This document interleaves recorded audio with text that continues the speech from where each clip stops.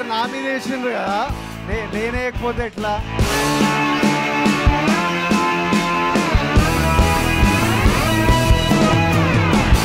కథ విన్న 15 నిమిషాల్లోనే నువ్వు ఓకే చేశా. మిడిల్ క్లాస్ ఫ్యామిలీస్ కి సంబంధించిన కథ. I'm so happy to be here. I had to make it special by celebrating it with you all. మన నుంచి ఓ స్టార్ వస్తే ఎట్లుంటుంది అలాంటి సినిమా.